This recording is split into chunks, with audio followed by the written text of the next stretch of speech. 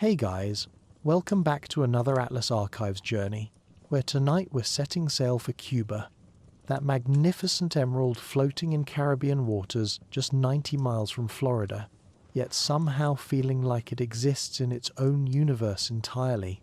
You know, they say Cuba is shaped like a crocodile, which is rather fitting considering how this island has survived, everything history could throw at it, and still managed to snap back with incredible resilience. From the misty peaks of the Sierra Maestra where revolutionaries once plotted, to coral reefs so pristine they make marine biologists weep tears of joy, Cuba's story spans indigenous civilizations, Spanish treasure fleets, sugar barons, and one of the most dramatic political transformations of the 20th century. It's an island where time moves differently, where 1950s Chevrolets still cruise past colonial mansions, and where the rhythm of salsa somehow makes perfect sense as a soundtrack to 5 centuries of tumultuous history. Before we dive in, drop a comment and let us know what time you're listening. Are you winding down for bed in London, or perhaps starting your morning with Cuban coffee in Sao Paulo? This community spans every time zone, and it's always wonderful to see where our fellow history enthusiasts are tuning in from. And if you're enjoying these deep dives, a quick like and subscribe helps us keep exploring the world's most fascinating stories. So, settle in, get comfortable, and let's drift into the captivating world of Cuba. Chapter 1: Origins and Indigenous Foundations. Picture, if you will, an island floating in the warm Caribbean waters like a giant green crocodile taking a very long nap. Cuba stretches 750 miles from east to west, making it roughly the size of Pennsylvania, though significantly more tropical and with considerably fewer Liberty Bells. The island's shape has inspired many comparisons over the centuries, from a sleeping alligator to a giant fish, though personally, I think it looks more like a particularly ambitious banana that got a bit carried away with itself.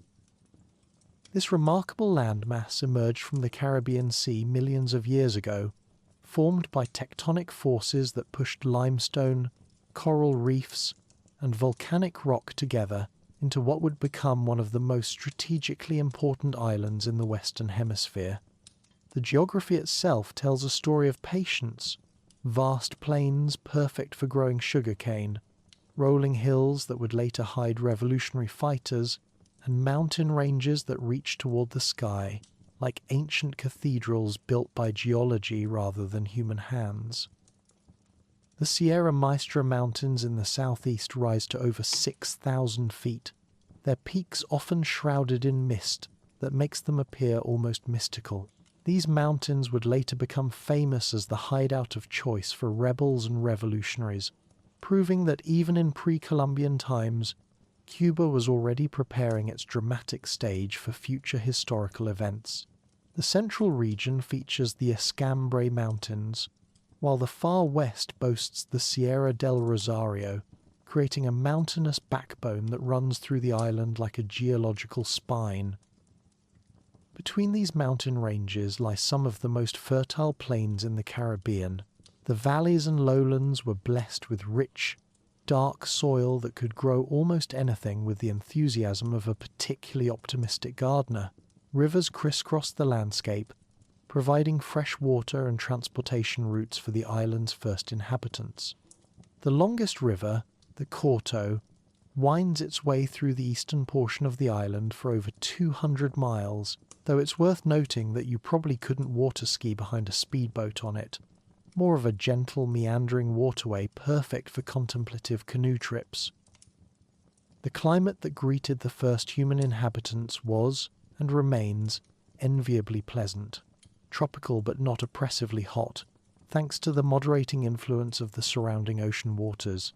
The trade winds blow consistently across the island, providing a natural air conditioning system that would make even the most sophisticated modern HVAC engineer weep with envy.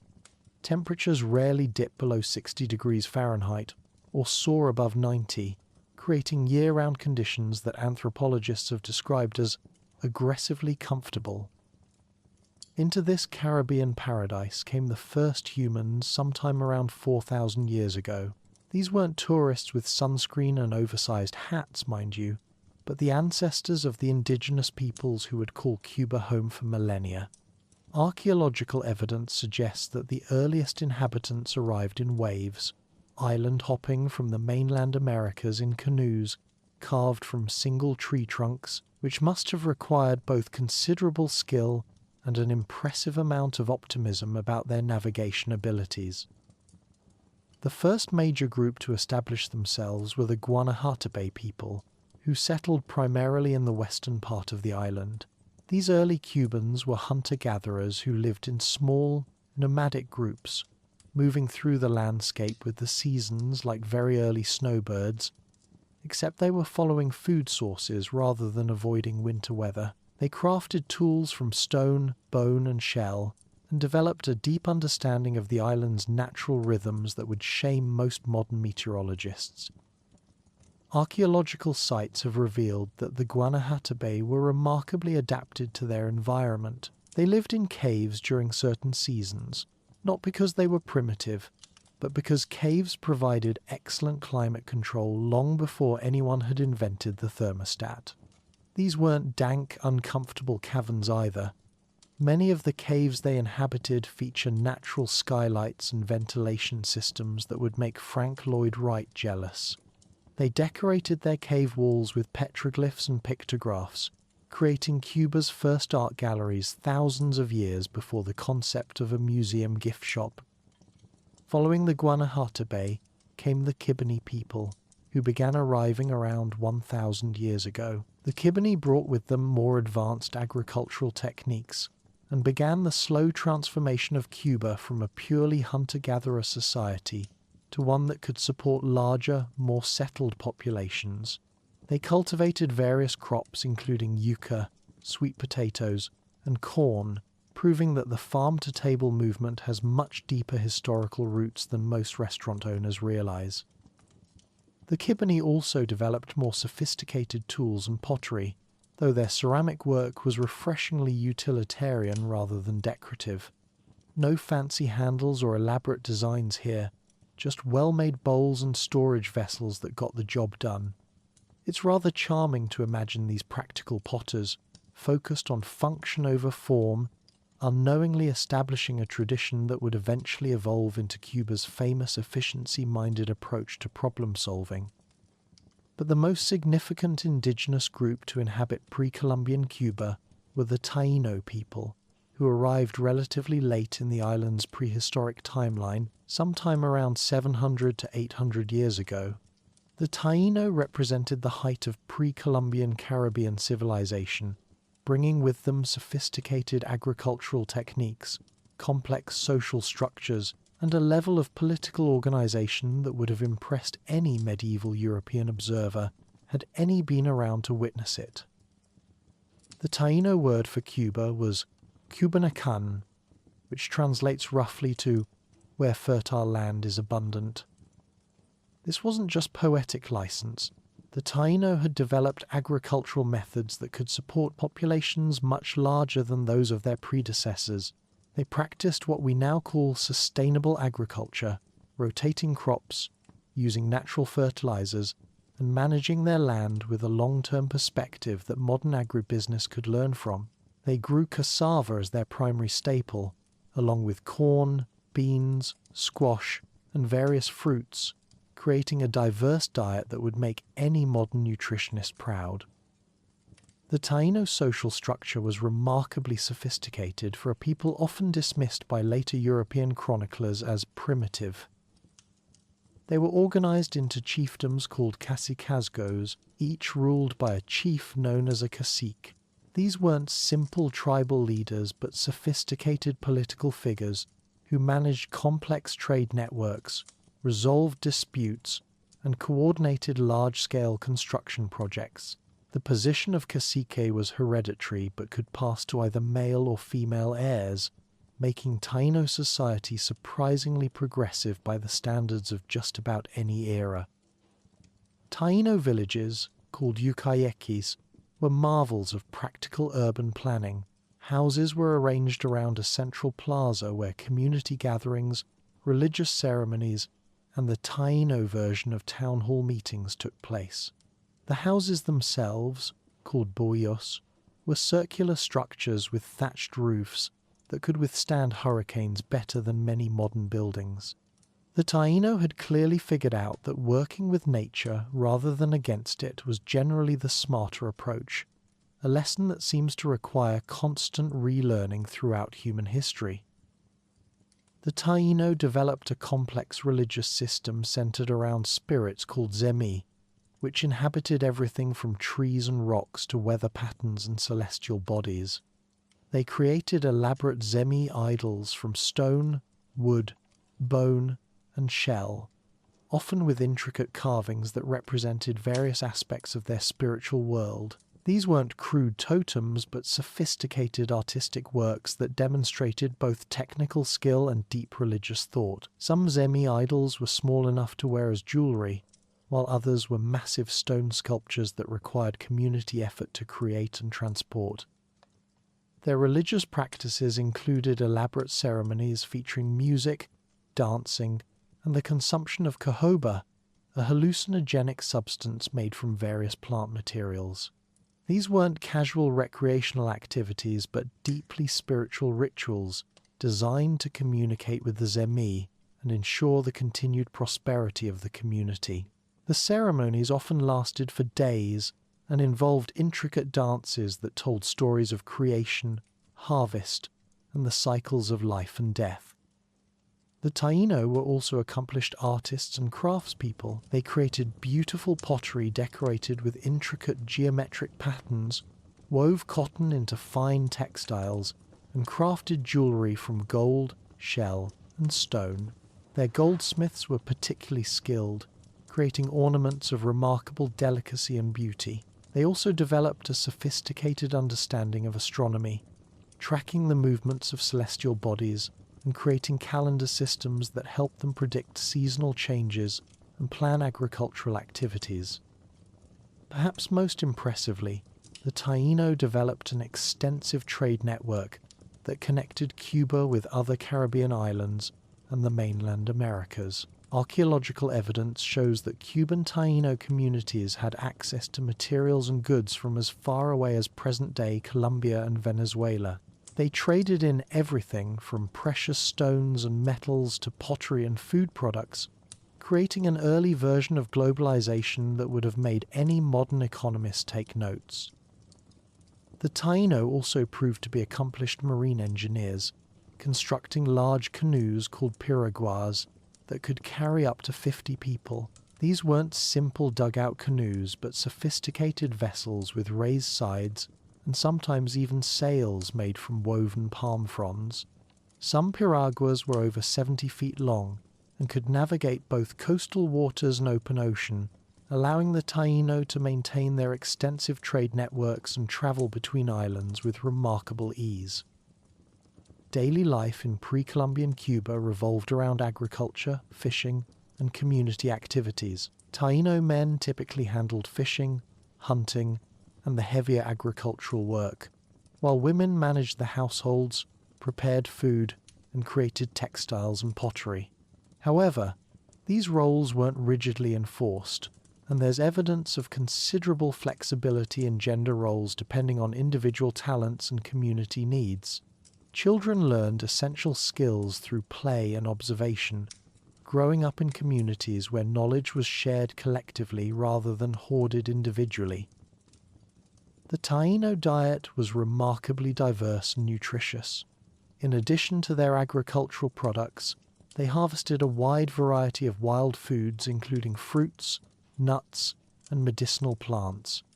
They were skilled fishermen who developed ingenious techniques for catching fish, including the use of fish weirs and nets. They also domesticated small dogs and raised guinea pigs for food, though probably not with the same emotional attachment that modern pet owners might have. Perhaps one of the most fascinating aspects of Taíno culture was their approach to conflict resolution. While they weren't pacifists and could fight when necessary, they preferred to resolve disputes through discussion, negotiation, and sometimes ritual competitions. They developed a ball game called baiti, played in specially constructed courts that served both as entertainment and as a way to settle disagreements between communities. The game involved keeping a rubber ball in the air using only hips, shoulders, and elbows. Imagine volleyball meets soccer with a dose of diplomacy. The baiti courts themselves were impressive engineering achievements, often carved out of stone and featuring sloped sides and intricate decorations. Some courts were large enough to accommodate hundreds of spectators, suggesting that these games were major social events that brought communities together. The largest baiti court discovered in Cuba could hold over 1,000 people, making it an ancient stadium that would have rivaled many modern sports venues for atmosphere, if not for concession stand options. As the 15th century drew to a close, the indigenous peoples of Cuba had created a rich, complex civilization that had sustained itself for thousands of years. They had developed sustainable agricultural practices, sophisticated social structures, and cultural traditions that connected them both to their environment and to the broader Caribbean world. Their population numbered in the hundreds of thousands, distributed across the island in communities that ranged from small fishing villages to large agricultural centres. The Taíno had even developed a written form of communication using pictographs and symbols carved into stone and wood. While not as complex as Maya hieroglyphs or Aztec pictograms, these symbols conveyed important information about religious beliefs, historical events, and practical matters like territorial boundaries and trade agreements. They were, in essence, Cuba's first historians, preserving their stories in stone for future generations to discover and interpret. Little did they know that their world was about to change forever. As the year 1492 approached, 3 small ships were making their way across the Atlantic, carrying with them diseases, technologies, and worldviews that would transform the Caribbean beyond recognition.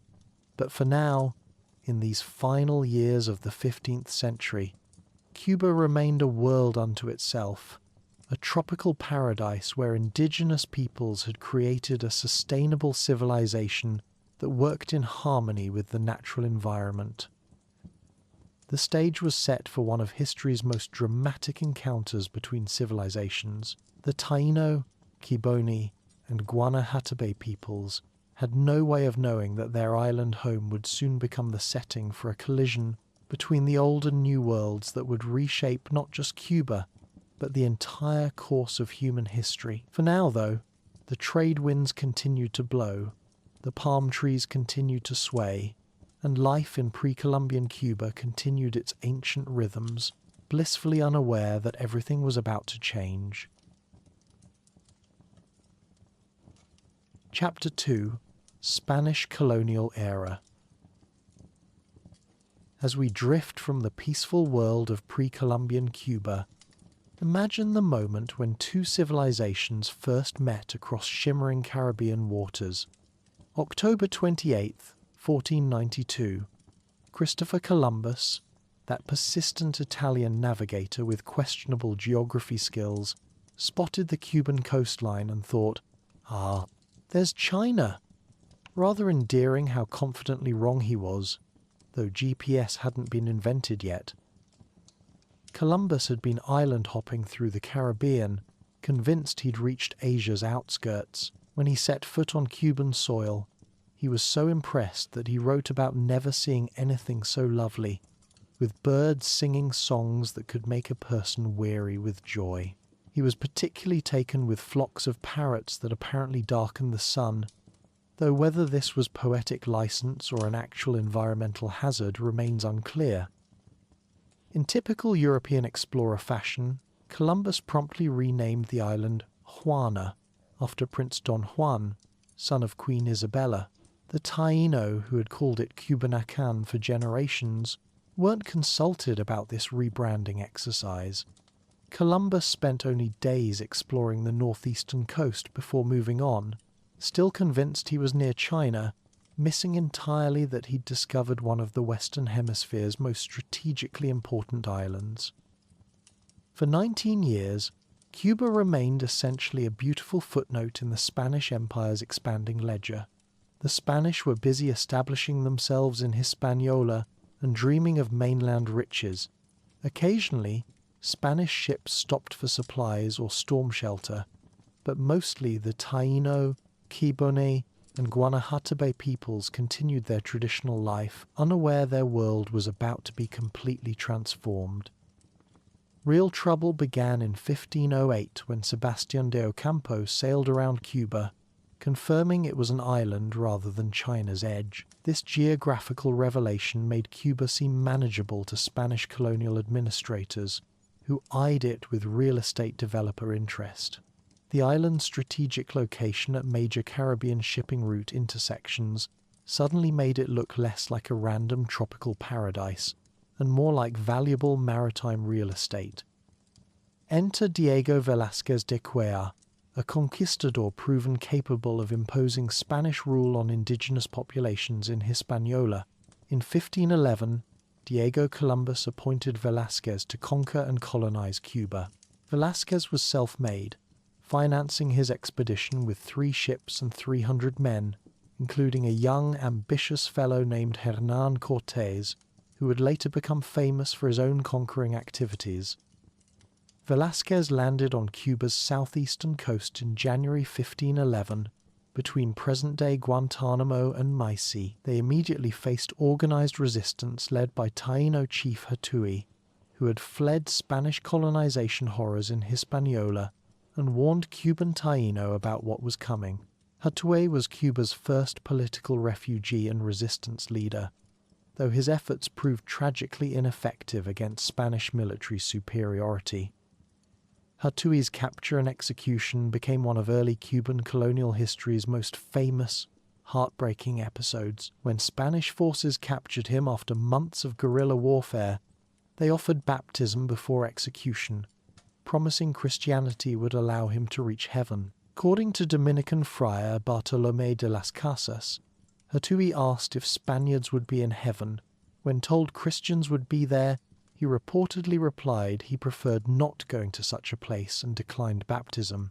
Burned at the stake, he became a martyr whose defiance would inspire Cuban independence movements for centuries. With Hatui's death, organized indigenous resistance collapsed. Though Spanish conquest of Cuba wasn't easy or swift, Velázquez needed 3 years to establish complete control, founding settlements that remain important Cuban cities today. First was Baracoa in 1511, followed by Bayamo, Trinidad, Sancti Spiritus, Havana, Puerto Príncipe, and finally Santiago de Cuba in 1515, which became Velázquez's capital and residence. Velázquez proved remarkably skilled at choosing town locations, selecting sites offering good harbours, fresh water access, and proximity to indigenous populations for forced service. His stone mansion in Santiago still stands today, testament to his confidence in Spanish rule, permanence, and considerable wealth. Havana, with its magnificent natural harbour, became Spain's Caribbean crown jewel, serving as the gathering point for treasure fleets heading to Europe laden with mainland gold and silver. The Spanish immediately implemented Cuba's encomienda system, theoretically designed to provide indigenous peoples protection and Christian instruction in exchange for labor. In practice, encomiendas were slavery more destructive than outright bondage. Spanish colonists controlled indigenous groups and lands, ostensibly caring for spiritual and temporal needs while extracting tribute and labor. The encomienda system's reality was far more brutal than its legal framework suggested. Indigenous Cubans faced intensive agricultural labor and gold mining, work completely contrary to their traditional social organization and production methods. Disease, overwork, violence, and cultural destruction proved devastating. Cuba's indigenous population, which Bartolomé de las Casas estimated at 350,000 in 1514, dropped to fewer than 3,000 by 1555, a demographic collapse ending indigenous Cuba as a distinct cultural entity. Spanish Cuba's first major economic activity was gold mining, and briefly, the island experienced something resembling a gold rush. Indigenous labourers worked primitive mines across the island, producing enough gold to enrich some Spanish colonists and capture crown attention. However, Cuba's gold deposits were modest compared to mainland discoveries, and by 1520, easily accessible gold was exhausted, forcing Spanish colonists to seek other wealth and labour sources. As indigenous populations declined and gold depleted, Spanish colonists began importing African slaves to supplement and eventually replace indigenous labour. First African slaves arrived in Cuba by 1515, becoming essential to the colony's economy by mid-century. Unlike indigenous peoples, Africans had some European disease immunity and proved more capable of surviving harsh colonial labour conditions. This tragic advantage made them increasingly valuable to Spanish colonists desperate for workers. During early colonial period, Cuba's economy remained modest and diversified. Besides mining, Spanish colonists established cattle ranches, grew crops for local consumption, and began cultivating tobacco, which eventually became one of Cuba's most famous exports. Spanish quickly learned from indigenous peoples how to cultivate and cure tobacco, and by late 1600s, Cuban tobacco gained exceptional quality reputation in European markets. Havana's strategic importance became apparent as Spanish colonial trade developed. The city served as gathering point for Spain's annual treasure fleets, assembling before dangerous Atlantic crossings laden with Mexican and Peruvian silver. This made Havana one of the Spanish Empire's wealthiest, most important cities, but also an extremely attractive target for Spain's enemies, particularly English and French pirates and privateers. Pirate attack threats were constant throughout early colonial period. In 1537, French pirate Jacques de Sores led a devastating Havana raid, burning much of the city and demonstrating Spanish Caribbean possession vulnerability. The attack was so successful it essentially destroyed Havana's early colonial centre, forcing Spanish to rebuild with much more defensive attention. This raid convinced Spanish authorities that Cuba needed substantial fortifications to serve as treasure fleet gathering point. Responding to threats, Spanish began ambitious fortress construction that eventually made Havana one of the Americas' most heavily fortified cities. El Morro fortress construction began in late 1500s, followed by other defensive works, turning Havana harbor into a formidable position. These fortifications were funded largely by Mexican mine silver, making them among colonial America's most expensive military construction projects. Havana's defensive works were so impressive they attracted admiring comments from foreign visitors, including enemy naval officers, acknowledging their effectiveness. El Morro Fortress, perched on rocky promontory overlooking harbour entrance, became one of the Caribbean's most recognizable landmarks. Its lighthouse, added later, served not only as navigation aid, but as Spanish maritime power symbol in the region. While Havana became increasingly militarized and cosmopolitan, the rest of Cuba remained largely rural and agricultural. Spanish colonists established large estates called estancias, combining cattle ranching with small-scale agriculture. These operations relied heavily on slave labor, producing goods mostly for local consumption, though some surplus was exported to other Spanish colonies or Europe. Colonial Cuba's social structure reflected Spanish colonial society's hierarchical nature, with important local modifications. At the top were Spanish-born colonists, called peninsulares, holding most important government and church positions. Below them were criollos, or Creoles, of Spanish descent but born in Cuba.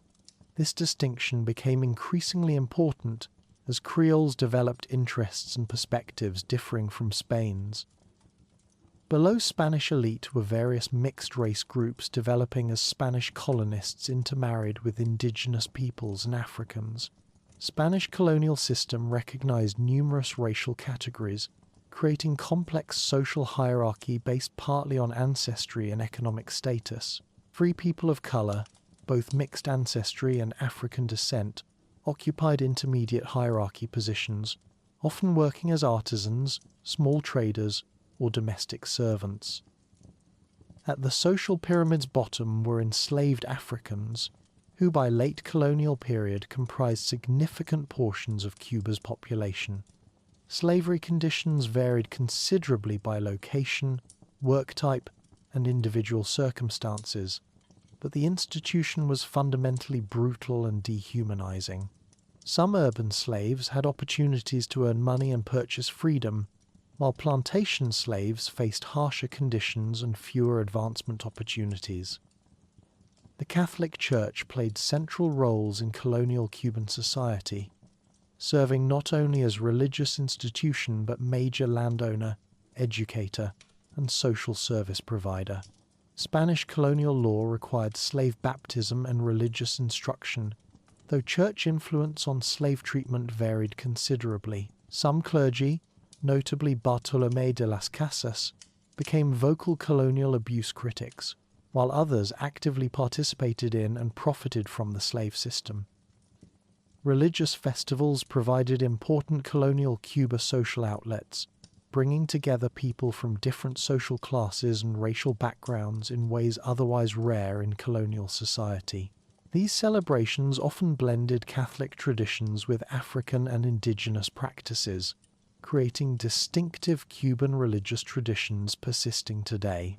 Annual carnival celebrations became important cultural events, allowing temporary social inversions and otherwise suppressed cultural expressions.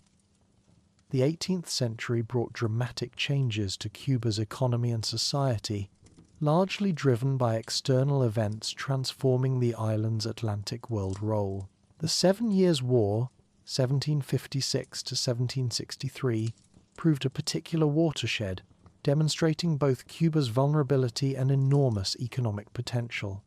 In 1762, British forces captured Havana after massive siege lasting several months and involving nearly 30,000 British troops and sailors.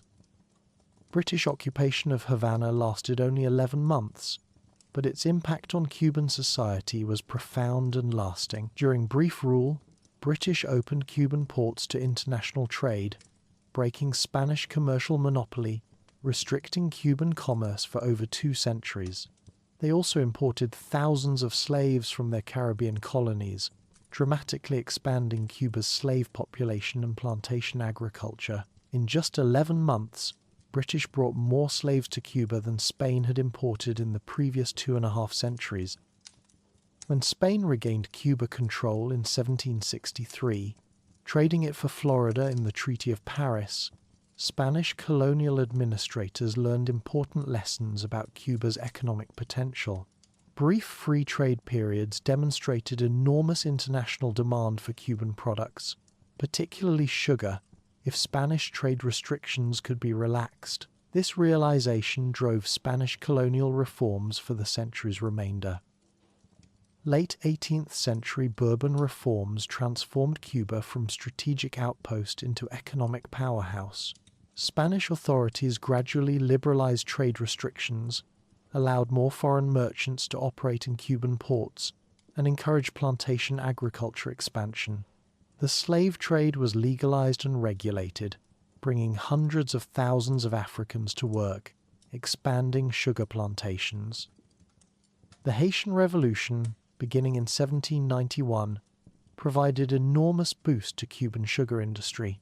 As Haiti's plantation system collapsed in revolutionary violence, sugar prices rose dramatically throughout Caribbean, making Cuban plantations extremely profitable. French planters fleeing Haiti brought both capital and advanced sugar-making techniques to Cuba, further stimulating agricultural development.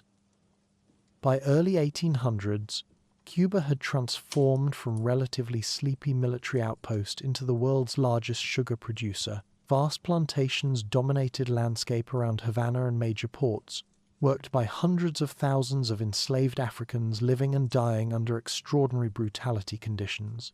Sugar profits made Cuba one of Spain's most valuable colonies, creating enormous wealth for plantation owners, merchants, and colonial officials.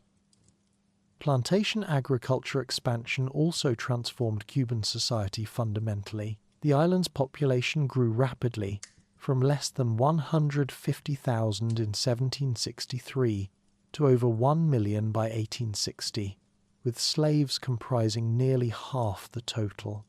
This demographic transformation created new social tensions and fears, as white Cubans worried about possible slave revolts like the one destroying Haiti's plantation system. Sugar economy prosperity also created new political tensions between Cuba and Spain. Cuban planters and merchants chafed under Spanish trade restrictions and colonial taxes, while Spain became increasingly dependent on Cuban revenues to finance European wars and domestic reforms. These tensions would eventually contribute to independence movements emerging in the 19th century. Early 1800s also saw distinctive Cuban culture emergence, blending Spanish, African, and indigenous influences in new ways. Cuban music, dance, literature, and cuisine began developing characteristics, distinguishing them from Spanish origins. This cultural development paralleled growing Cuban identity sense among the island's Creole population, who began seeing themselves as Cubans first and Spaniards second. Slavery continued expanding throughout early 19th century. Despite growing international abolition pressure, Britain abolished its slave trade in 1807 and began pressuring other European powers to follow.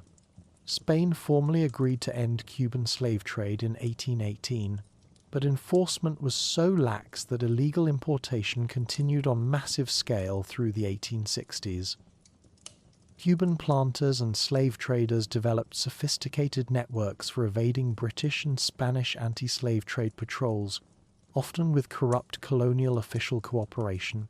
American merchants and ship owners played important roles in illegal trade, bringing advanced ships and maritime expertise, making slave smuggling more efficient and profitable. The result was more enslaved Africans brought to Cuba in the 19th century than all previous centuries combined.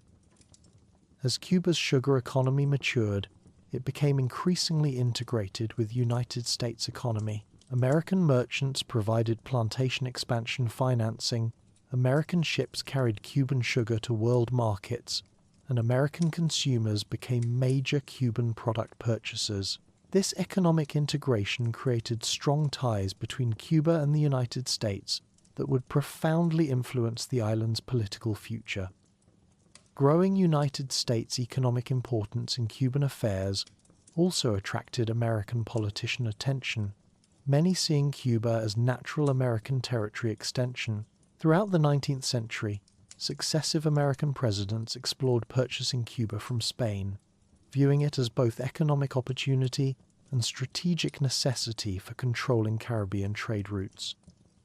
By mid-19th century, Cuba had become one of Spanish Empire's most prosperous but also most politically unstable regions. Enormous wealth generated by sugar plantations coexisted with brutal enslaved worker oppression, growing tensions between Cuban Creoles and Spanish administrators, and increasing pressure from abolitionists both within Cuba and abroad. These contradictions would eventually explode in revolutionary conflicts defining Cuba's independence path. Chapter 3: American Influence and Independence Struggles. As we transition from the twilight of Spanish colonial rule, imagine the scene on February 15, 1898, when the USS Maine rested peacefully in Havana Harbor like a sleeping steel giant. At 21:40 that evening, a massive explosion tore through the ship's forward section, killing 266 American sailors and launching what would become known as the Spanish-American War. The exact cause remains debated to this day, though modern investigations suggest an internal coal bunker fire rather than Spanish sabotage. But at the time, "Remember the Maine" became America's rallying cry for war. The explosion provided the perfect excuse for a conflict that many Americans had been itching for anyway. Yellow journalism from newspaper titans William Randolph Hearst and Joseph Pulitzer had been whipping up anti-Spanish sentiment for months, with sensationalized stories about Spanish brutality in Cuba that made excellent copy, regardless of their accuracy. When President William McKinley declared war on April 21st, 1898, few could have predicted that this splendid little war would fundamentally transform both Cuba and America's role in the world. The Spanish-American War was remarkably brief and one-sided, lasting only 4 months and ending with Spain's complete defeat.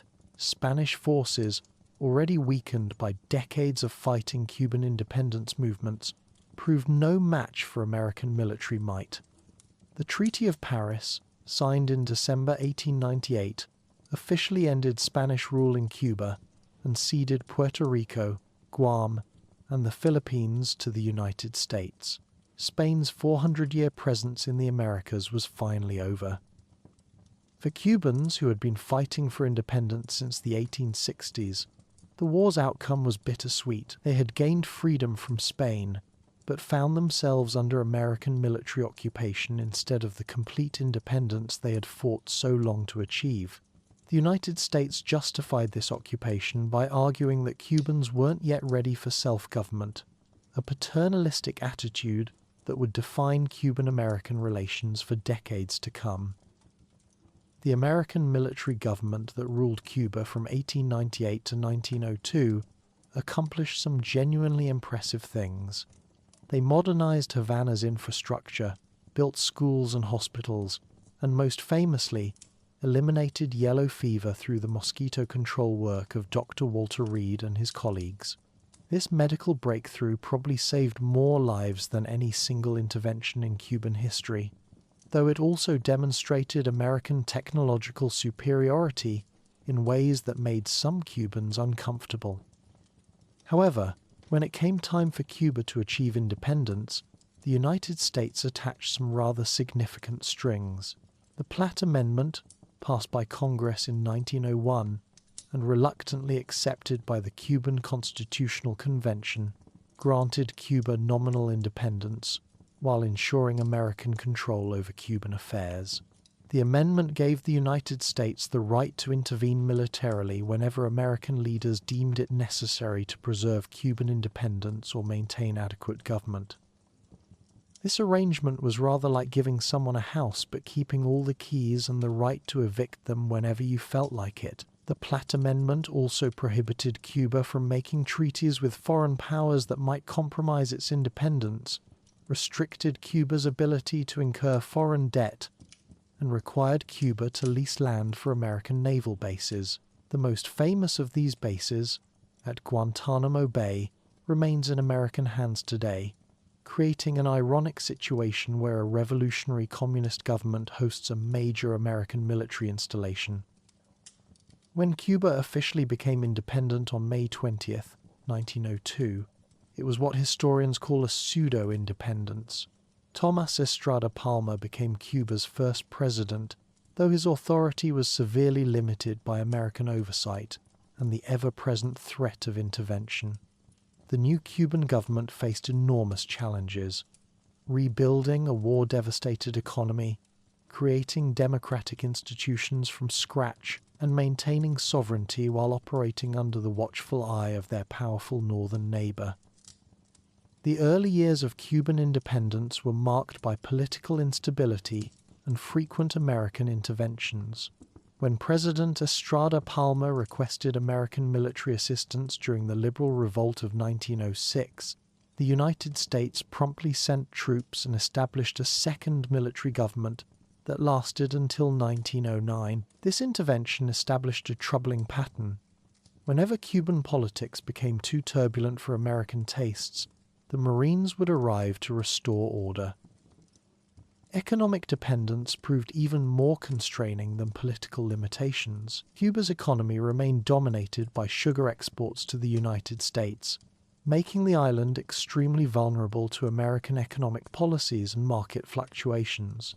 American companies acquired vast sugar plantations, often through foreclosure on Cuban loans, creating what was essentially an economic colonial relationship disguised as free trade. By the 1920s, American corporations controlled most of Cuba's sugar industry, public utilities, and mining operations.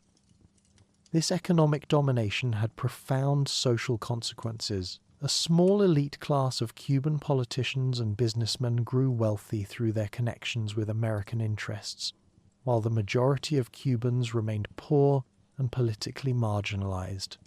The sugar economy created extreme seasonal unemployment, with workers employed during the harvest season but left destitute during the dead time between crops. This economic insecurity contributed to growing political radicalism and anti-American sentiment.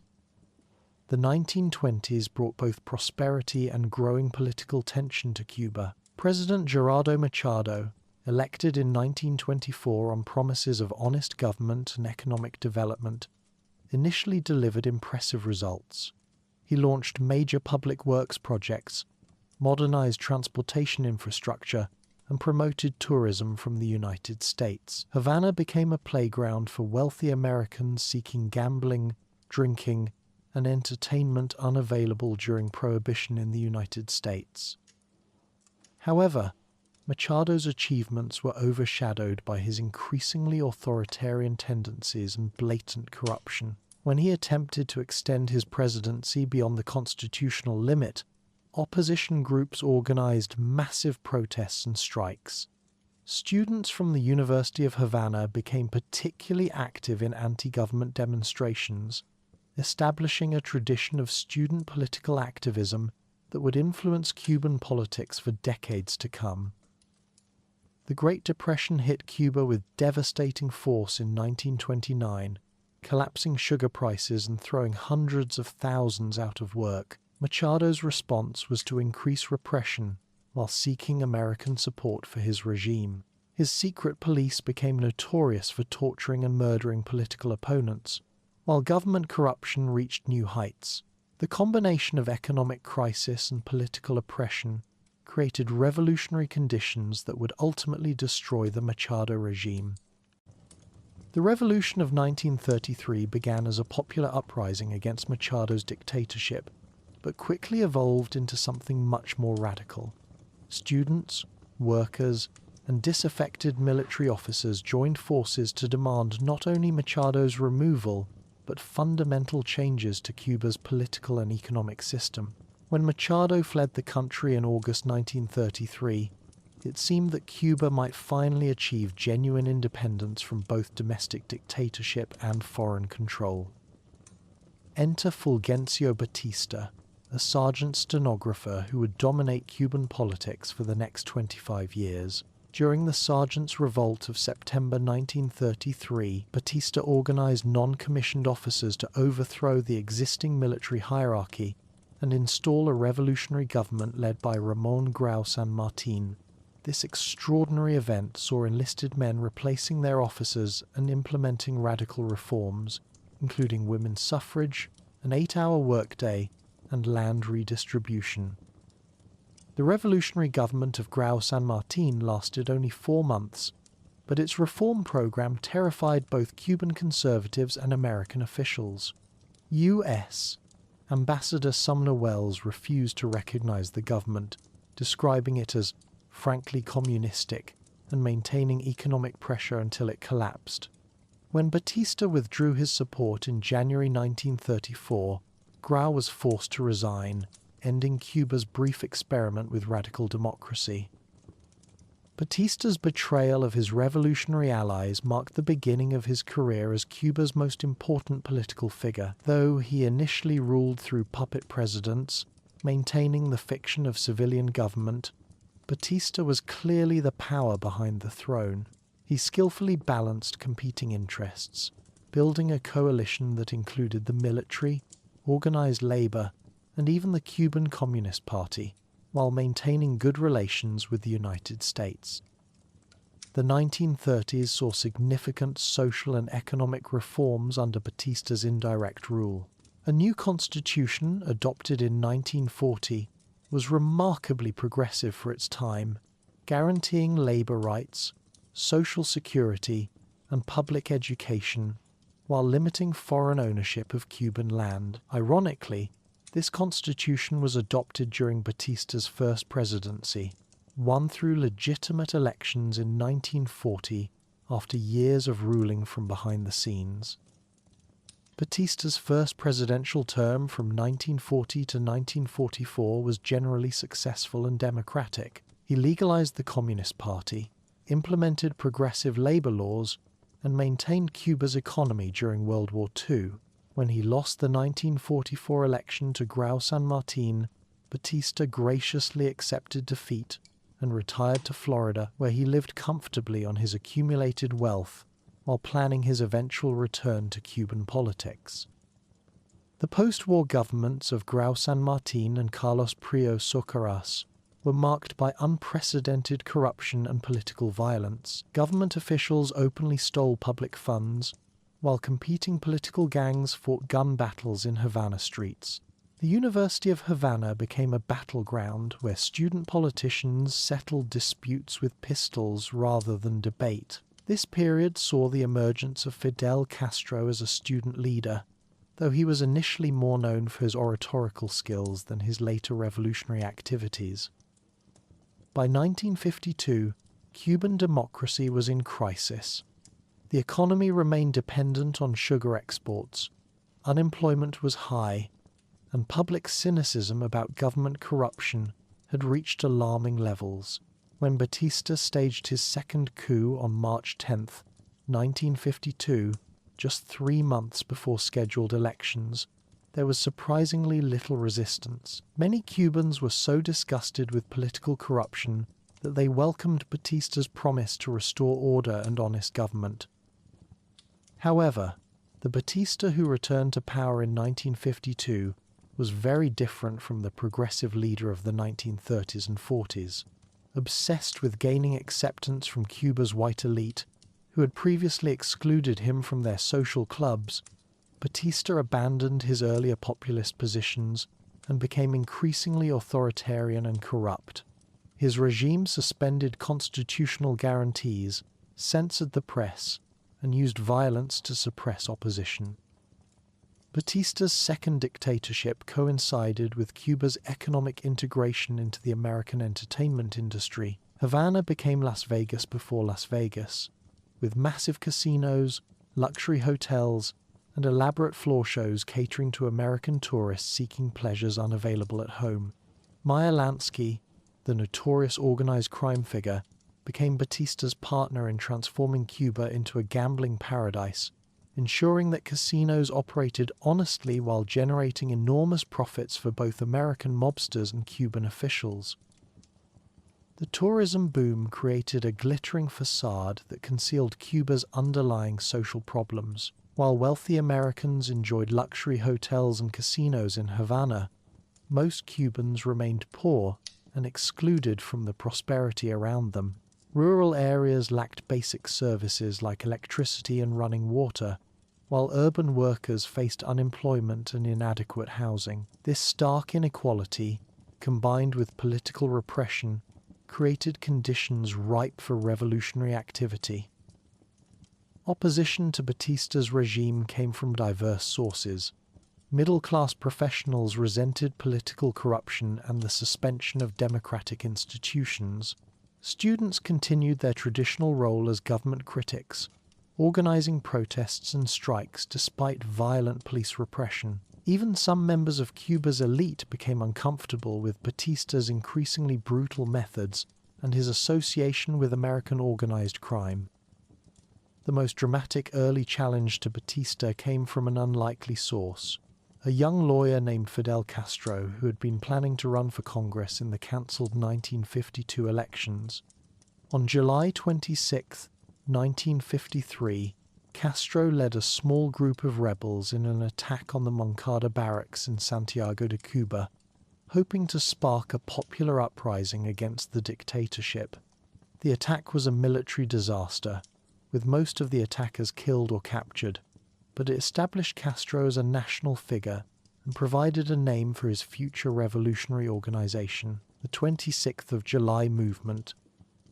Castro's trial for the Moncada attack became a sensation when he delivered his famous "History will absolve me" speech, outlining his vision for a democratic Cuba free from corruption and foreign domination.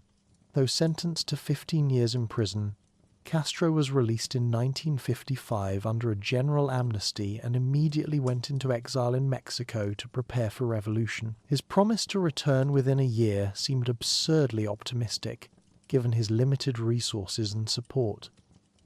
Meanwhile, other opposition groups were organizing their own resistance to Batista's regime. The Student Revolutionary Directorate launched terrorist attacks in Havana, while the Federation of University Students organized strikes and protests. Even elements within Batista's own military began plotting against him as his regime became increasingly isolated and brutal. By the mid-1950s, Cuba was experiencing a multi-sided civil war as various opposition groups fought both the government and each other. Batista's response to growing opposition was typically heavy-handed. His secret police tortured and murdered suspected dissidents, while military forces conducted brutal campaigns in areas suspected of harboring rebels. The regime's human rights abuses were so severe that even the United States, traditionally supportive of Batista, began distancing itself from his government. American arms sales to Cuba were suspended in 1958, signaling Washington's loss of confidence in their former ally. The economic foundations of Batista's regime were also crumbling. Despite tourism revenues and American investment, most Cubans saw no improvement in their living standards. Sugar workers remained trapped in seasonal poverty, urban unemployment was high, and rural areas lacked basic infrastructure and services. The contrast between the luxury of tourist Havana and the poverty of rural Cuba became a powerful symbol of the regime's failures. International opinion was also turning against Batista. Latin American governments criticized his human rights abuses, while American media coverage increasingly portrayed him as a corrupt dictator rather than a reliable ally. The growing opposition included not only radicals and students, but also middle-class professionals, business leaders, and even some members of Cuba's traditional elite who had previously supported authoritarian rule. By 1958, Batista's position was becoming untenable. His military forces were demoralized and unreliable, his political support had evaporated, and his economic policies had failed to address Cuba's fundamental problems. The stage was set for the final confrontation between his failing dictatorship and the revolutionary forces gathering in Cuba's mountains and cities, led by a charismatic young lawyer who had promised to transform Cuban society completely. Chapter 4: Revolution Era. The thunder of cannons that had echoed across the Caribbean for centuries would find its final crescendo in the hills and valleys of 20th century Cuba. As the 1950s dawned, the island that had endured Spanish colonial rule, fought wars of independence, and navigated the turbulent waters of early nationhood, stood poised for the most dramatic transformation in its history. What was about to unfold would not merely reshape Cuba itself, but reverberate through the hemisphere and across the globe, altering the very fabric of Cold War geopolitics in ways that few could have imagined. The stage was set on the 10th of March, 1952, when Cuba awoke to stunning news. Fulgencio Batista, the former president who had once represented hope for democratic progress, had seized power in a bloodless military coup just 3 months before scheduled elections. It was a pivotal moment that shattered the fragile democracy that had been slowly taking root in Cuban soil. Carlos Prio Socarrach, the sitting president, fled the country, leaving behind a constitutional government that had, despite its flaws and corruption, provided a framework for peaceful political participation. Batista's return to power marked a dramatic departure from his earlier presidential term. During his first presidency from 1940 to 1944, he had surprised many by presiding over progressive reforms and stepping down peacefully when his term ended. But the Batista who seized control in 1952 was a different man entirely, driven by a desperate hunger for power and facing certain electoral defeat. He had chosen the path of dictatorship. This decision would prove to be one of the most consequential in Cuban history, for it closed the door on peaceful political change and opened the floodgates of revolutionary upheaval. Among those who witnessed Batista's coup with growing anger was a young lawyer named Fidel Castro Ruz, born on the 13th of August, 1926, in the eastern province of Oriente. Castro had been a candidate for Congress representing the Cuban People's Party, known as the Ortodoxos. The party stood for political reform, honest government, and an end to corruption. Castro himself embodied the idealistic energy of a new generation of Cuban politicians who believed that their country could achieve both prosperity and social justice through democratic means. Batista's coup destroyed those hopes in a single morning. Initially, Castro attempted to challenge Batista's takeover through legal means, filing lawsuits in the Cuban courts, arguing that the general had committed crimes sufficient to warrant imprisonment. He accused various ministers of violating labor laws and corruption statutes, drawing upon his training as a lawyer to build a constitutional case against the regime. But Cuba's judicial system, intimidated by military power and lacking independence, rejected Castro's legal challenges. The courts ruled that Batista's coup represented a de facto revolutionary overturn of the constitution, effectively legitimizing the seizure of power through force. Faced with the failure of legal resistance, Castro came to a momentous conclusion that would alter the course of his life and his nation's destiny. If the Cuban system could not be reformed through constitutional means, then it would have to be overthrown through revolutionary action. This decision represented more than a tactical choice. It was a fundamental shift in Castro's worldview, one that would guide his actions for decades to come. Along with his younger brother Raúl and a core group of committed followers, Castro began organizing what they simply called the movement. The organization that Castro built was unlike anything that had existed in Cuban politics before, structured around a clandestine cell system, with each cell containing 10 members.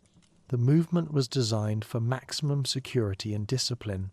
From the ranks of disaffected Ortodoxo party members, university students, and young professionals, Castro recruited approximately 1,200 followers within a year.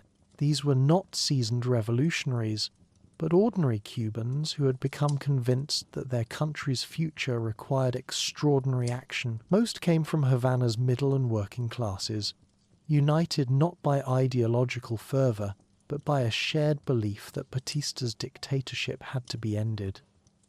The plan that Castro developed was audacious to the point of seeming suicidal. On the 26th of July, 1953, he would lead an armed assault against the Moncada barracks in Santiago de Cuba, the second largest military installation in the country. The timing was carefully chosen to coincide with Santiago's carnival celebrations, when many soldiers would be off duty and security might be relaxed. The plan called for approximately 160 young rebels, armed primarily with small-caliber hunting rifles and a handful of military weapons, to overwhelm a garrison containing over 1,000 professional soldiers. The strategy, such as it was, relied entirely on the element of surprise. Castro's forces would be divided into 3 groups. One, led by Abel Santa Maria, would seize the civilian hospital behind the barracks. A second small group under Lester Rodriguez would capture the Palace of Justice, and the main force of 90 men led by Castro himself would storm the barracks proper. If successful, They would seize the weapons stored within, use the army's communication equipment to spread news of the uprising, and call upon the Cuban people to rise in general rebellion against the dictatorship. The rebels gathered at a farm near Siboney Beach, east of Santiago, on the night before the attack. It was only then that Castro revealed the full details of their mission to most of his followers. The reaction was one of stunned silence, followed by grim determination. These young men understood that they were embarking on what might well be a suicide mission. As Castro later admitted, even if the attack failed militarily, it would have symbolic value and might inspire others to take up arms against Batista's regime. At 5:15 in the morning on July 26th, the rebel caravan began its approach to the Moncada barracks. The plan began to unravel almost immediately. The convoy of 16 automobiles became separated in Santiago's streets, and the car carrying the rebels' heavy weapons became lost entirely. When the first group reached the barracks, an unexpected army patrol spotted them, and the alarm was raised. Within minutes, the element of surprise was lost, and Castro's small force found itself facing overwhelming odds. The battle that followed was brief and brutal. Government forces, alerted to the danger, poured out of the barracks and surrounding buildings, armed with modern military weapons. The rebels, caught in the open and severely outgunned, fought with desperate courage but could not sustain their assault. Some managed to reach the hospital, but they too were quickly overwhelmed. Within hours, the attack had failed completely. 8 rebels were killed in the fighting itself, but the true horror was yet to come. Of the approximately 160 young men who had joined the assault, only a handful managed to escape immediate capture. Fidel Castro, his brother Raúl, and 19 others fled into the nearby countryside, hoping to reach the sanctuary of the Sierra Maestra mountains.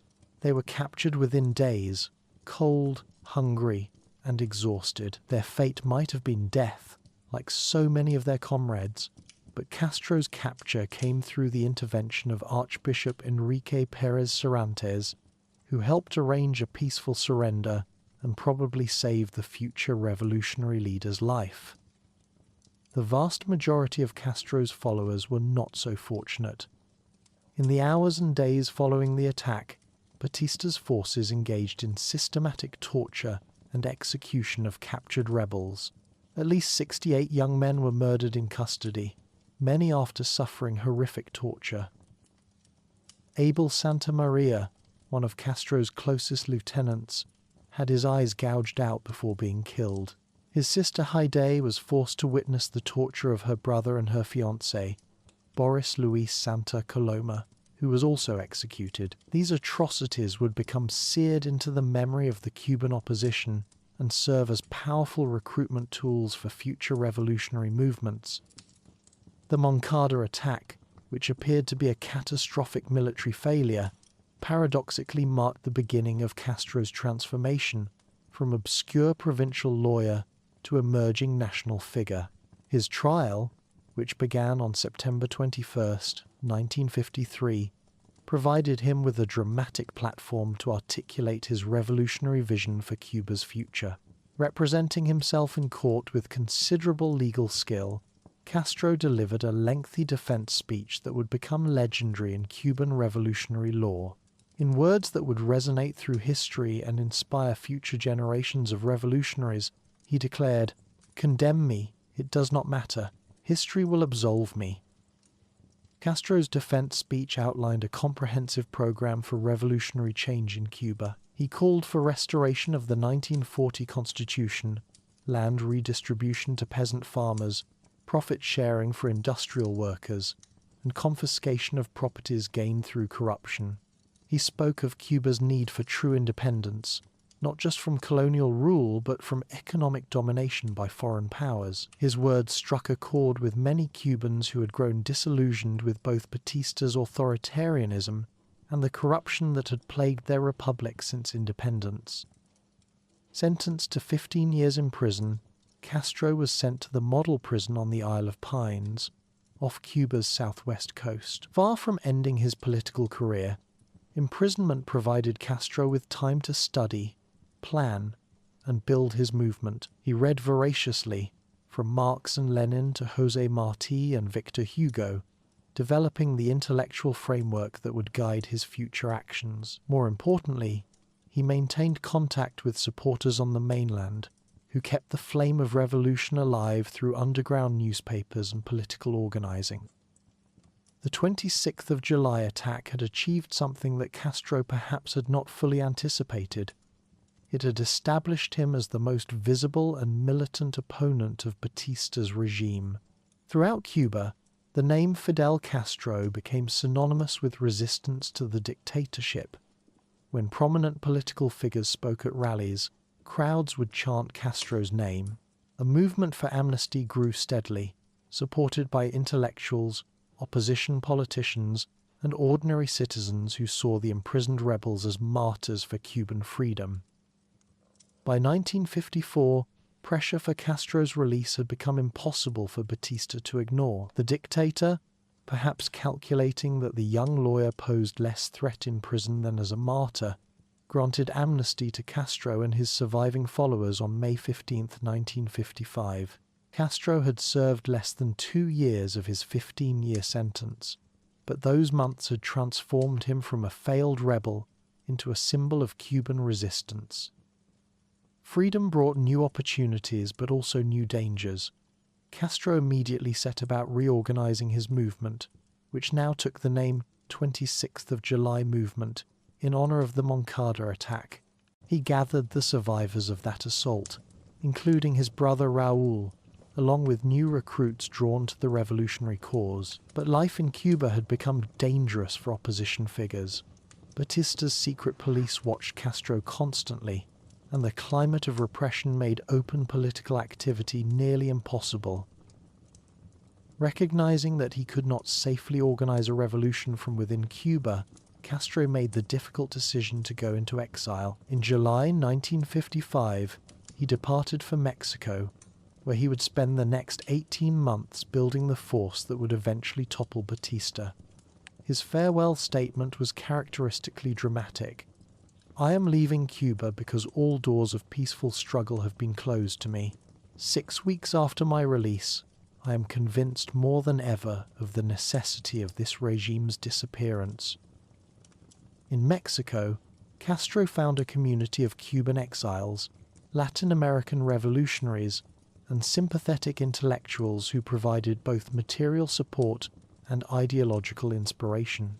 It was there that he met Ernesto Che Guevara, the Argentine doctor whose commitment to revolutionary change matched Castro's own. Guevara brought medical skills and personal courage, plus a sophisticated understanding of guerrilla warfare and Marxist theory that would prove invaluable in the struggles ahead.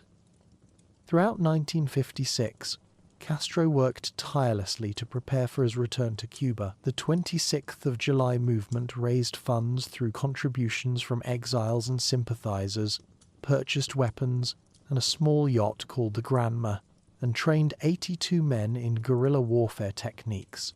The plan was audacious in its simplicity. They would land in eastern Cuba, establish a guerrilla base in the Sierra Maestra mountains, and gradually build a revolutionary army capable of overthrowing Batista's regime. As 1956 drew to a close, Castro prepared for what he knew would be the greatest gamble of his life. The young lawyer who had failed to capture the Moncada barracks 3 years earlier was no longer the same man. Prison, exile, and revolutionary organizing had transformed him into a hardened conspirator with a clear vision of Cuba's future and unshakable determination to achieve it. The stage was set for the final act of Cuba's revolutionary drama, beginning with a dangerous sea voyage and ending with the transformation of an entire nation. On the 2nd of December, 1956, the Granma landed on the Cuban coast near Belic, beginning the armed phase of the Cuban Revolution. The circle that had begun with the Moncada attack was about to complete itself, but not before Cuba would endure 2 more years of civil war, bloodshed, and political upheaval. The revolution that Fidel Castro had dreamed of in his prison cell was finally about to begin. Chapter 5: Geography and Natural Wonders. The jewel of the Caribbean floats in azure waters, like an emerald pendant suspended between three great bodies of water. To comprehend Cuba fully, one must understand not merely its human story, but the magnificent stage upon which that story has unfolded. This is an island shaped by geological forces that stretch back millions of years, blessed with landscapes of extraordinary diversity, and crowned with natural wonders that have inspired poets, naturalists, and dreamers for centuries. From the mist-shrouded peaks of its mountain ranges to the crystal-clear depths of its coral reefs, Cuba presents a geographical tapestry of such richness and complexity that it has influenced every aspect of the nation's development. Cuba stretches across the Caribbean Sea like a sleeping crocodile, its elongated form spanning more than 745 miles from Cape San Antonio in the west to Cabo Maisi in the east. At its widest point, the island measures 125 miles across, while at its narrowest it contracts to merely 20 miles. This distinctive shape, with its length more than 6 times its average width, has profoundly influenced the nation's climate, settlement patterns, and regional development. The island encompasses 42,800 square miles of land, making it the largest island in the Caribbean and accounting for more than half of the total landmass in the West Indies archipelago. The foundation of Cuba's geography lies in its remarkably varied topography, which defies the common perception of Caribbean islands as uniformly flat tropical paradises. While it is true that plains and rolling hills dominate much of the landscape, covering approximately 3/5 of the total land mass, the remaining 2/5 present a dramatic mountainous terrain that rises sharply from coastal lowlands to heights that pierce the Caribbean sky. These contrasting landscapes have created distinct regional identities and supported different forms of human activity throughout the island's long history. In the far western reaches of the island, the Cordillera de Guanaguanico stretches from southwest to northeast for 110 miles, creating a backbone for the province of Pinar del Río. This range divides into 2 distinct systems, the Sierra de los Órganos in the west and the Sierra del Rosario in the east. The Sierra de los Órganos presents one of Cuba's most otherworldly landscapes, where deep limestone deposits have been sculpted by millions of years of erosion into spectacular formations known as mogotes. These flat-topped limestone towers, covered in lush vegetation and rising abruptly from fertile valleys, create a landscape so distinctive that it has been recognized by UNESCO as a World Heritage Site. The Viñales Valley, nestled within the Sierra de los Órganos, exemplifies this unique karst topography at its most spectacular. Here, mogotes rise like ancient monuments from a patchwork of tobacco fields and traditional farms, their vertical walls often disappearing into wispy clouds that gather around their peaks. The valley floor, composed of rich red soil perfect for growing the world's finest tobacco, demonstrates how Cuba's geological diversity has shaped its agricultural heritage. Local farmers, known as vegueros, have cultivated these lands for generations, their traditional methods creating landscapes that seem virtually unchanged from colonial times. Moving eastward into the central regions of the island, the landscape transforms into rolling plains punctuated by the Santa Clara Highlands and the Sierra de Escambray. The Escambray Mountains, rising north of the colonial city of Trinidad, present a different geological story entirely. Formed from metamorphic and igneous rocks rather than limestone, these peaks reach heights of nearly 4,000 feet and are characterized by their distinctive double-domed structure, The slopes of the Escambray are cloaked in dense tropical forests that harbour an extraordinary diversity of plant and animal life, while hidden within their folds lie extensive cave systems and networks of underground rivers. But it is in the southeastern corner of Cuba that the island's most dramatic and historically significant mountain range commands both landscape and legend. The Sierra Maestra extends eastward from Cape Cruz for approximately 150 miles, rising abruptly from the Caribbean coast like a great wall of green.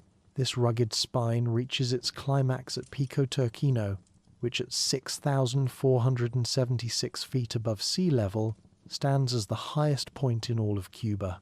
The name Turquino, believed to derive from the Spanish word for turquoise, reflects the blue hues that these heights take on when viewed from certain angles and distances. The Sierra Maestra has long served as more than merely a geographical feature. It has been a crucible of Cuban history and identity. The heavily wooded slopes of these mountains, covered in mahogany, cedar, and ebony forests, provided sanctuary for countless generations of those who resisted oppression. From the indigenous Taíno people under their leader Guamá in the early 16th century, through the independence fighters of the 19th century, to the revolutionaries of the 1950s, the Sierra Maestra has been synonymous with rebellion and the struggle for freedom. The mountain's impenetrable terrain, abundant water sources, and protective canopy made them a natural fortress for guerrilla warfare. The geological richness of the Sierra Maestra extends beneath its forested surface, where deposits of copper, iron, manganese, chromium, and other valuable minerals have been discovered. These mineral resources, along with similar deposits found throughout Cuba's mountain ranges, have played important roles in the island's economic development. Yet perhaps even more valuable than these underground treasures are the mountains' role as watersheds, collecting moisture from trade winds and channeling it into the rivers that sustain Cuba's agricultural valleys. Between these highland regions lie the expansive plains that have served as the foundation of Cuba's agricultural economy for centuries. The fertile valleys between mountain ranges, particularly in the central provinces, contain some of the richest soils in the Caribbean. These red clay soils, mixed with limestone deposits and enriched by centuries of volcanic activity and organic matter, have proven ideal for cultivating sugarcane, tobacco, and a variety of other crops. The sight of endless emerald cane fields stretching to distant mountain horizons became one of the defining images of pre-revolutionary Cuba, when sugar was truly king of the island's economy. Cuba's coastal geography is equally remarkable, featuring nearly 6,000 miles of shoreline that encompasses an extraordinary diversity of coastal environments. The northern coast tends to be lower and somewhat rocky, characterized by numerous bays and inlets that have provided natural harbors for centuries of maritime activity. Havana Bay, Bahia Honda, and other northern harbors rank among the finest deep-water ports in the world, their protected waters having sheltered Spanish treasure fleets, merchant vessels, and naval expeditions throughout the colonial period and beyond. The southern coast presents a markedly different character, being more marshy and featuring extensive wetland systems. The largest of these is the Zapata Swamp, covering more than 1,700 square miles of western Cuba and representing one of the most important wetland ecosystems in the Caribbean. This vast marshland serves as a critical habitat for countless species of birds, reptiles, and other wildlife, including the endangered Cuban crocodile, found nowhere else in the world. The swamp's labyrinthine waterways and dense vegetation create a unique landscape that seems almost primordial in its wild beauty. Surrounding the main island of Cuba are more than 1,600 keys and islets, collectively known as the Cuban archipelago. These smaller islands, ranging from substantial landmasses like the Isle of Youth to tiny uninhabited cays, create some of the most spectacular marine environments in the Caribbean. Many of these keys are connected to the mainland by shallow waters that teem with marine life, while others rise from deep blue ocean channels that bring tropical fish and other oceanic species close to shore. Perhaps nowhere is Cuba's natural splendor more evident than in its coral reef systems, which represent some of the most pristine and biologically diverse marine ecosystems remaining in the Caribbean. The Jardins de la Reina, or Gardens of the Queen, named by Christopher Columbus himself, stretch for more than 100 miles along Cuba's southern coast. This archipelago of coral cays and reefs has been protected as a marine park since 1996, creating a sanctuary where Caribbean marine life can flourish largely undisturbed by human activity.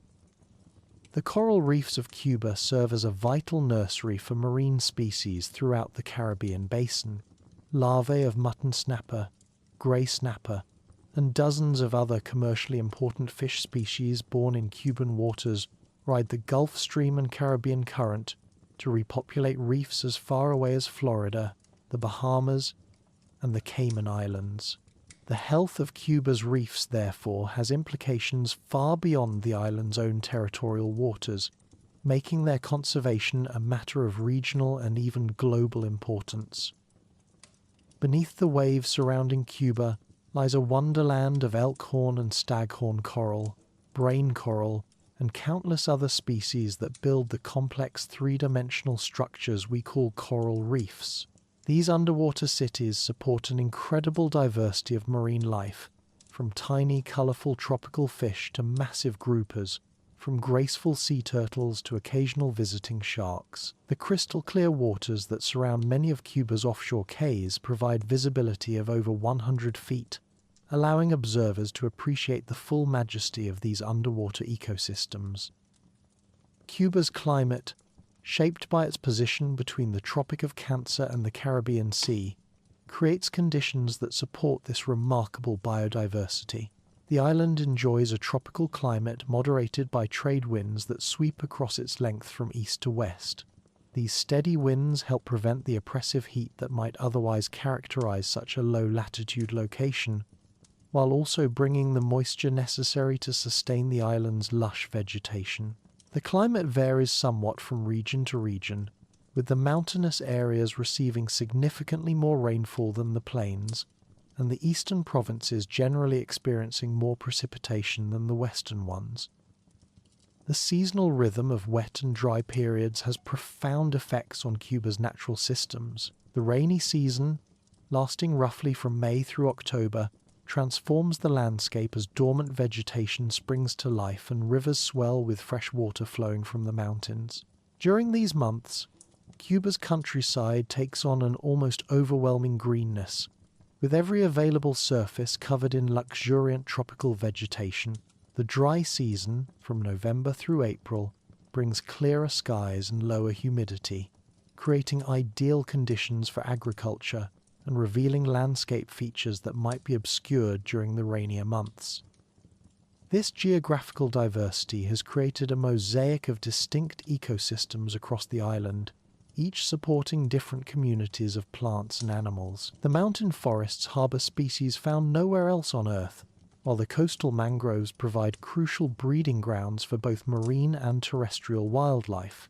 The extensive cave systems found throughout Cuba's limestone regions shelter unique species that have evolved in isolation, including blind fish and colourless invertebrates that have adapted to life in perpetual darkness. Cuba's geographical position has also made it a crucial way station for migratory species travelling between North and South America. Each autumn, millions of birds funnel through Cuba on their journey southward, while spring brings them back in equally impressive numbers. The island's varied habitats provide essential resting and feeding areas for these travellers, making Cuba one of the most important stopover points in the Western Hemisphere for migratory wildlife. As we contemplate Cuba's geographical magnificence, we begin to understand how profoundly the island's natural environment has shaped its human story. The mountains that provided refuge for revolutionaries, the plains that supported vast sugar plantations, the harbours that welcomed explorers and traders, the reefs that nurtured marine abundance. All of these geographical features have played decisive roles in creating the Cuba we know today. This is an island where geography and history intertwine so completely that one cannot truly understand either without appreciating both. The rivers that flow from Cuba's mountain heights to the sea tell their own stories of geographical influence on human settlement and economic development. The Cauto River, Cuba's longest at 230 miles, winds its way from the Sierra Maestra through the fertile plains of eastern Cuba before emptying into the Caribbean Sea. Along its banks, generations of Cubans have built communities, established farms, and developed transportation networks that connected the interior with coastal ports. Though most of Cuba's rivers are too shallow for major navigation, they have provided essential fresh water for agriculture and have carved the valleys that became centers of settlement and cultivation. The underground geography of Cuba reveals another dimension of the island's natural complexity. Beneath the limestone landscapes of the western and central regions lie extensive cave systems carved by millions of years of water erosion.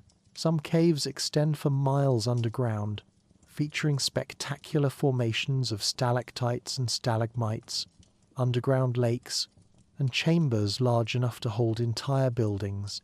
The caves have served various purposes throughout Cuban history, from religious ceremonies conducted by indigenous peoples to hideouts for escaped slaves and revolutionaries.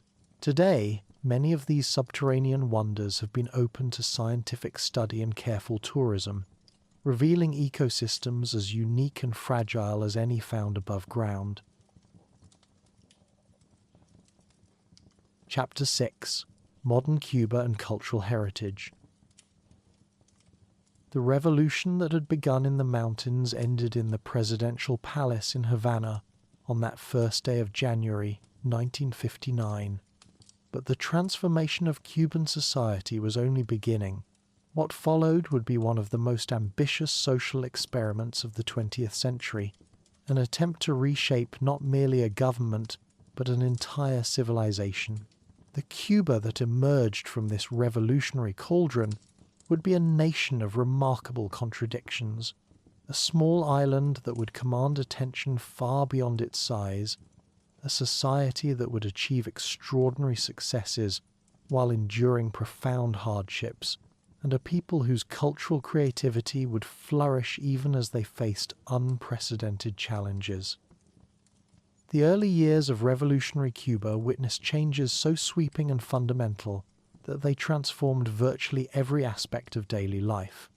The new government, led by Fidel Castro and his revolutionary comrades, embarked upon an ambitious program of social reform that touched education, healthcare, housing, and the economy itself.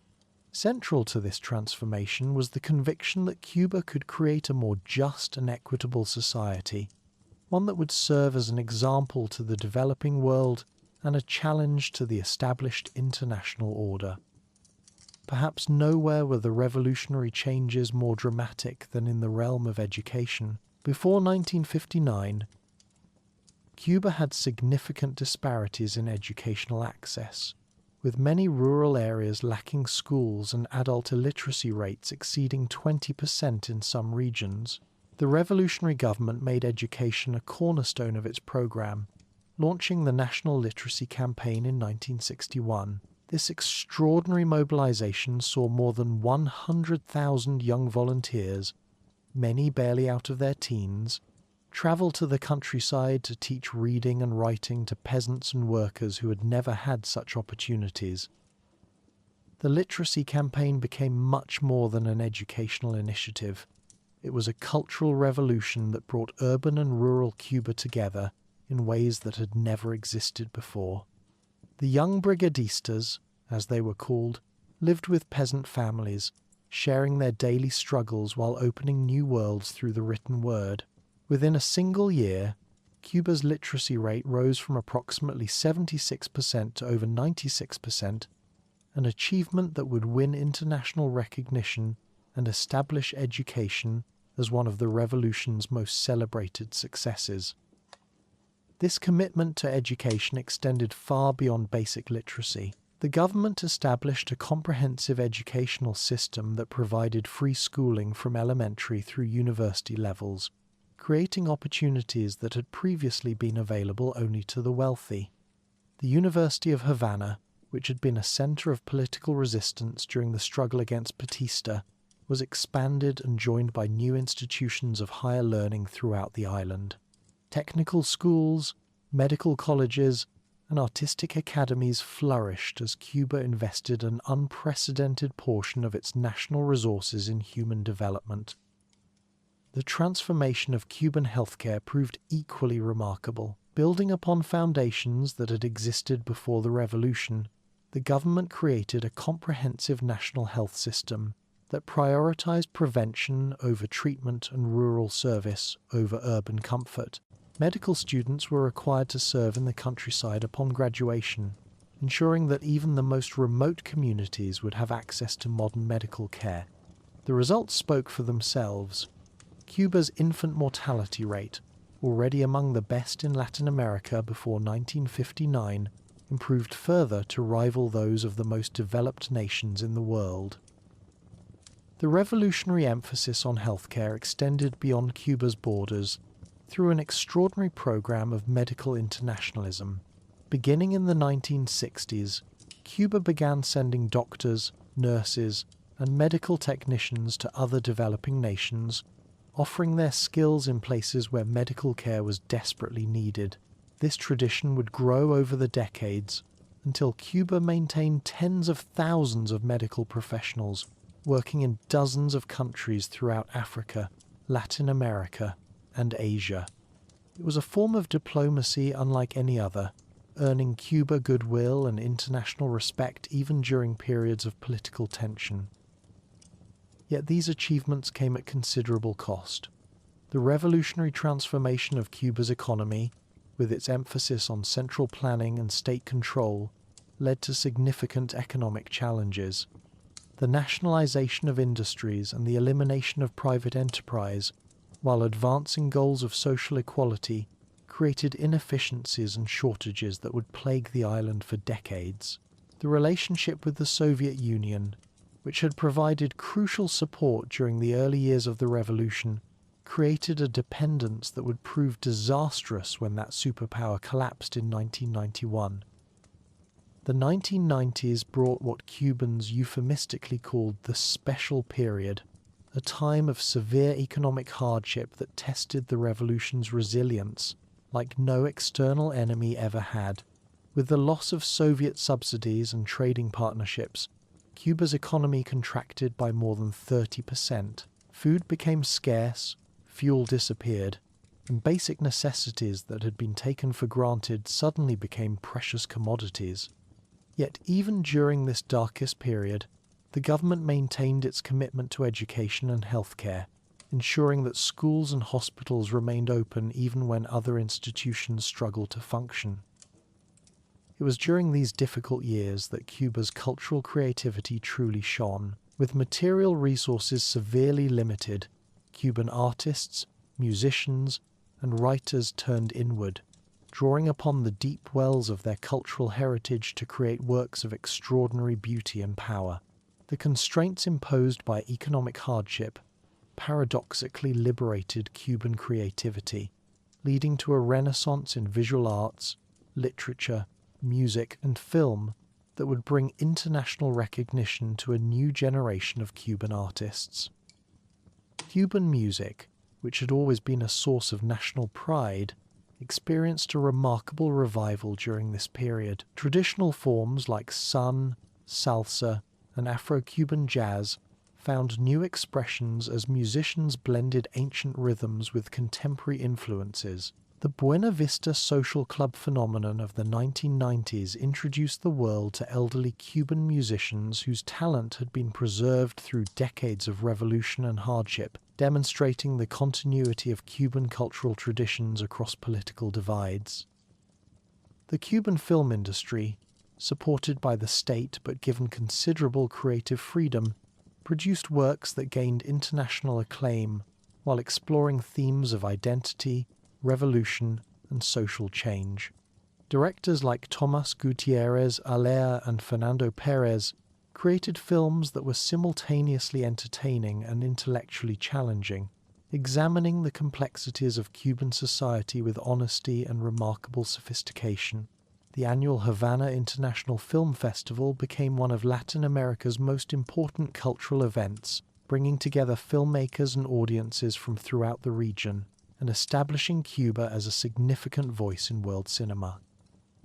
Sports became another arena where Cuba demonstrated its commitment to excellence and its ability to compete on the world stage, despite economic constraints. The revolutionary government abolished professional sports but created an amateur system that emphasized broad participation and technical excellence. Cuban athletes, supported by extensive state investment in training and facilities, achieved remarkable success in international competition, particularly in baseball, boxing, and track and field. Baseball remained Cuba's national passion, and the island's teams dominated international amateur competition for decades. The sight of Cuban baseball players defeating teams from much wealthier nations became a source of immense national pride, demonstrating that excellence could be achieved through dedication and scientific training, rather than commercial investment. When baseball was included in the Olympic Games, Cuban teams won 3 consecutive gold medals, cementing the island's reputation as a global baseball powerhouse. Yet the very success of Cuban sports created new challenges as talented athletes, like other professionals, sought opportunities beyond the island's borders. The phenomenon of athletic defections, particularly among baseball players seeking careers in Major League Baseball, highlighted the tensions between individual ambition and collective achievement that characterized revolutionary Cuba. These departures were painful reminders of the human cost of the political divisions that had separated Cuba from its natural neighbors. The story of modern Cuba cannot be told without acknowledging the profound impact of exile and diaspora, beginning with the first wave of departures in 1959 and continuing through successive migration crises. More than 1 million Cubans left their homeland to build new lives abroad. The majority settled in South Florida, particularly in Miami, where they created a vibrant community that preserved and reinterpreted Cuban culture in exile.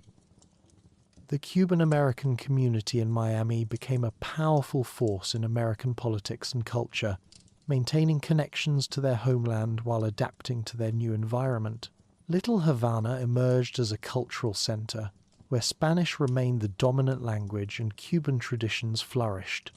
Cuban restaurants, music venues, and cultural institutions created a kind of parallel Cuba that served both as a refuge for the exile community and as a bridge between two worlds.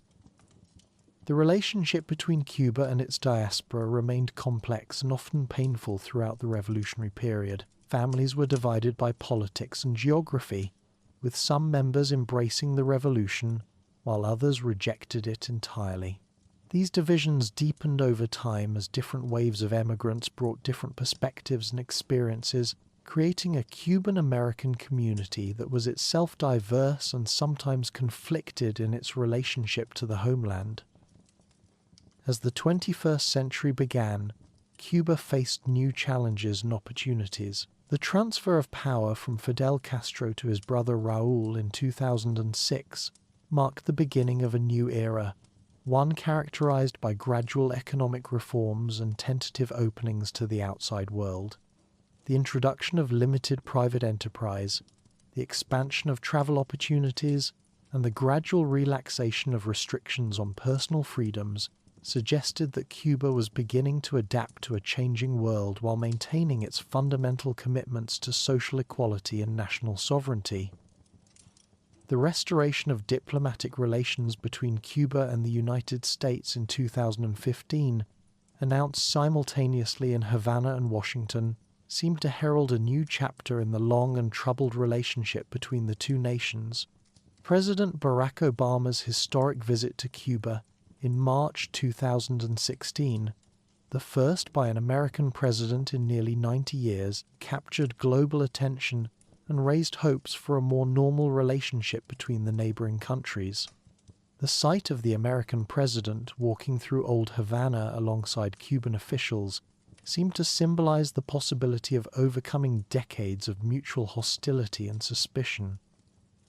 Yet these openings proved fragile, subject to the changing winds of international politics and domestic pressures in both nations. The subsequent reversal of many diplomatic initiatives demonstrated how deeply entrenched the divisions between Cuba and the United States remained, and how difficult it would be to overcome decades of mistrust and ideological conflict.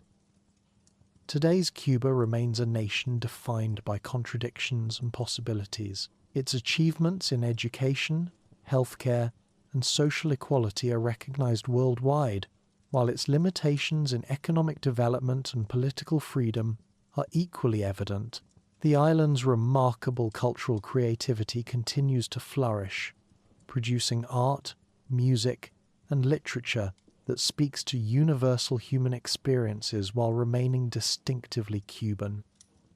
The preservation of Cuba's architectural heritage, particularly in old Havana, represents another aspect of the nation's cultural commitment. The careful restoration of colonial buildings and the maintenance of historical sites have created one of the most beautiful and well-preserved urban landscapes in the Americas.